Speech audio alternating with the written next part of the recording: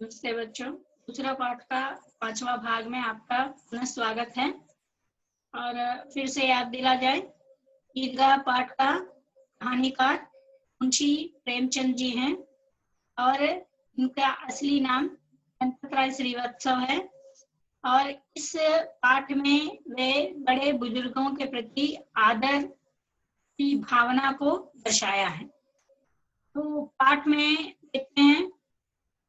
पाठ में जब देखा जाए तो यहाँ जब हामिद चिमटा खरीदकर बंदूक की तरह उसे कंधे पर गर्व के साथ ले जाकर अपने दोस्तों के पास खाता है, तो पिछला वीडियो में आपको बताया गया था। अब मेला पूरा होने के बाद वह घर वापस आता है, तो वहां क्या हुआ देखते हैं। घर आने पर अमीना हामिद की आवाज सुनते ही दौड़ी और उसे गोद में उठाकर प्यार करने लगी।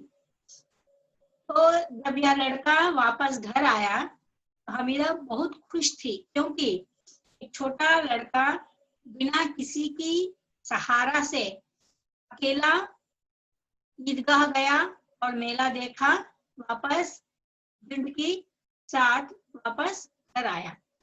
तो घर से वह अकेला गया और अकेला वापस आया। घर आने पर अमीना हामिद की आवाज सुनते ही, जैसे ही घर हम लौटते हैं हम बहुत जोर से चिल्लाते हैं अम्मा बोल के, यहाँ हामिद भी उसी तरह चिल्लाया। तो जैसे ही वह आवाज सुनी वह दौड़ते दौड़ते आई, उसे गोद में उठाकर प्यार करने लगी। सहसा हाथ में चिमटा देखकर वह चौंकी। तो पहले उसके हाथ में क्या है वो देखी नहीं, उसे गोद में उठाकर प्यार करने लगी। जब उसके हाथ में चिमटा देखी तो वह चौंकी। तो पूछी, चिमटा कहाँ से लाया? तो हामिद ने जवाब दिया, मैंने मोल लिया है अम्मा। मोल लेना एक मुहावरा है। मोल लेना मतलब खरीद लेना। तो मैंने मोल लिया है अम्मा, बताया था लड़का कि मैं खरीदा हूँ। कितने पैसे में?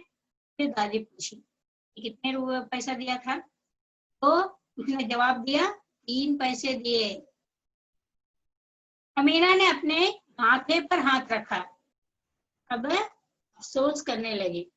अपने हाथ को माथे पर रखे और बोलने लगे हाय। वह अफसोस करती हुई आह भरती हुई बोली, यह कैसा बेसमझ लड़का है कि दोपहर हुई कुछ खाया न पिया।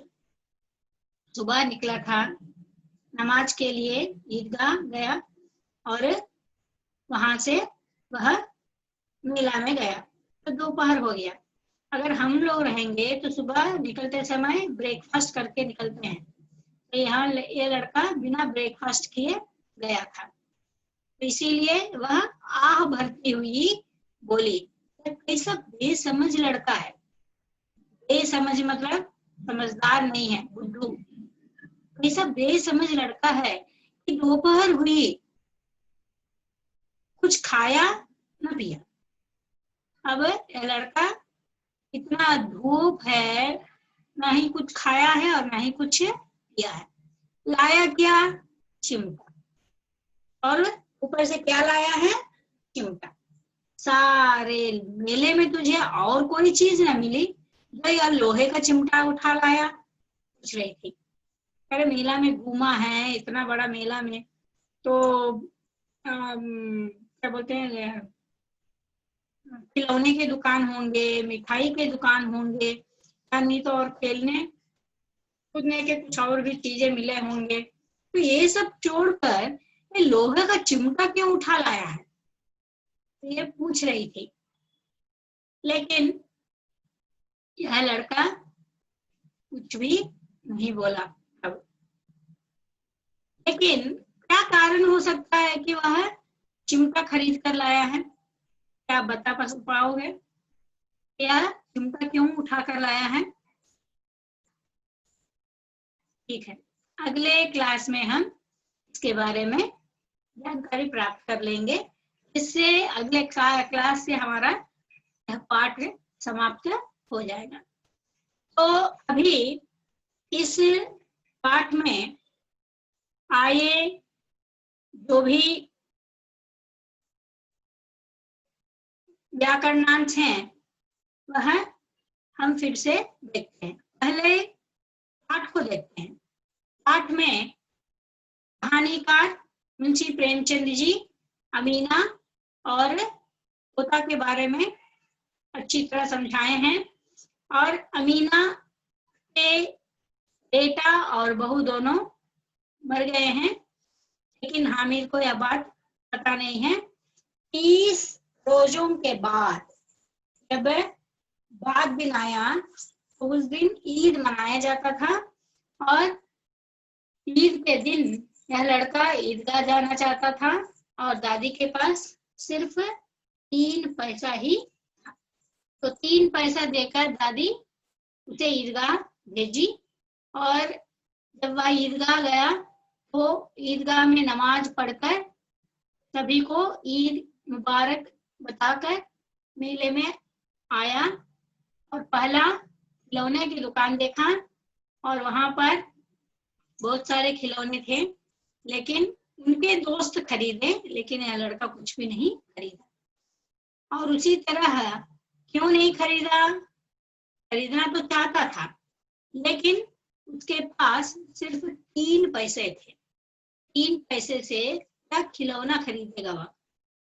इसीलिए उसे ललचाई नजर से देखा, फिर भी उधर से दूसरा दुकान में गया। दूसरा दुकान मिठाइयों का था, तो बहुत सारे मिठाई थे, लेकिन वहां पर भी वह कुछ नहीं खरीदा। तो उसके दोस्त उसका मजाक उड़ा रहे थे, फिर भी यह अपने आप को काबू में रखकर चुप रह गया, मौन रह गया। तो बाद में आया लोहे का दुकान। लोहे की दुकान में यह लड़का जब देखा तो वहां इसकी नजर में चिमटा आई। जब वह चिमटा देखा तो उसे लगा कि यह चिमटा खरीद कर अपनी दादी को दे दे। इसीलिए वह साहस बटोर कर चिमटा कितने पैसे में दोगे दुकानदार से पूछा। तो दुकानदार कितने पैसे का है पूछने से दुकानदार ने बताया कि यह 6 पैसे का है। तो इसने पूछा कि क्या 3 पैसे में दोगे? तो दुकानदार ने बिना कुछ कहे 3 पैसे में दे दिया। तो इस तरह जब वह चिमटा खरीदा तो उसे लेकर बहुत शान से, गर्व से कंधे पर रखकर घूम रहा था, और कुछ देर मेला देखने के बाद वह वापस घर आया। घर आकर उसकी आवाज सुनते ही अमीना दादी को, पोते को गोद में उठा ली, बाद में चिमटा देखकर चौंक गई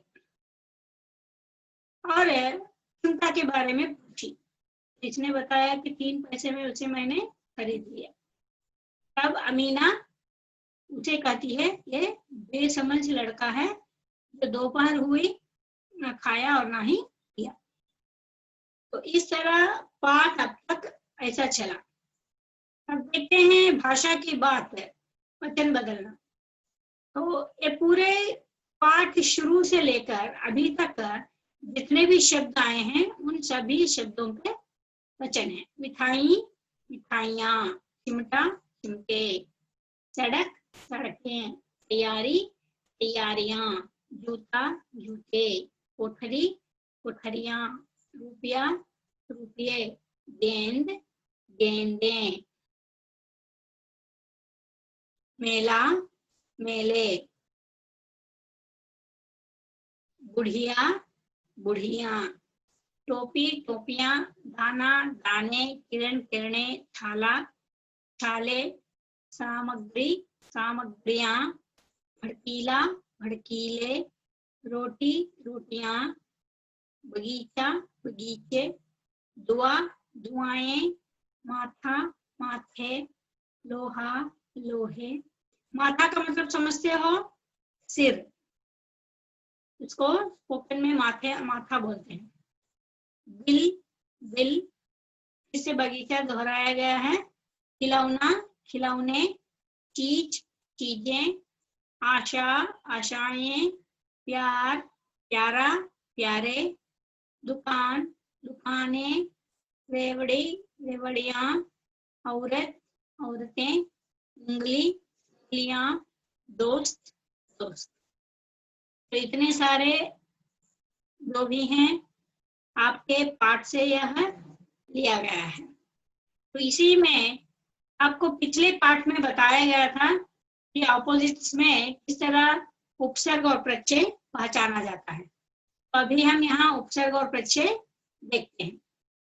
तो उपसर्ग में अभी अभी आपके पाठ में आया बेसमझ है, बेसमझ लड़का, उसमें बे क्या है, उपसर्ग है।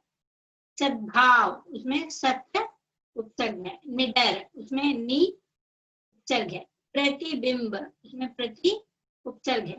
अभागिन, उसमें आ उपसर्ग है। दोपहर, दो उपसर्ग है। अनगिनत, अन। प्रतिदिन, प्रति। परलोक, पर। निराशा, निर। निरपराधी, निर। इतना क्या है, उपसर्ग है। अब आया प्रत्यय। दुकानदार, दार। भड़कीला, ईला। गरीबी, ई। हरियाली, आली।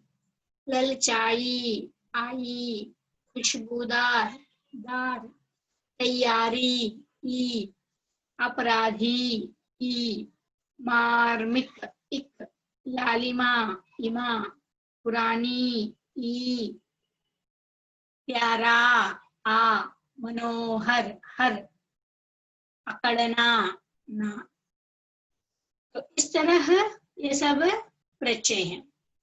तो अभी कहा जाए या बोला जाए तो आपके पाठ में जितने भी शब्द हैं वे पूरे शब्दों का यहाँ पर उपसर्ग, प्रत्यय और वचन, और प्रीवियस क्लास में जो आप सीखे हो विलोम शब्द, उसके पहले जो है पर्यायवाची शब्द, ये सब पूरे पाठ से लेकर दिया हुआ है।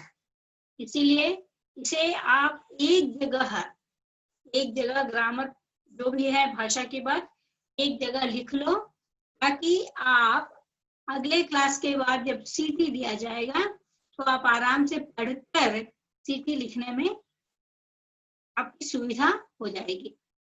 यहीं पर हम अपना क्लास को समाप्त करते हैं। धन्यवाद।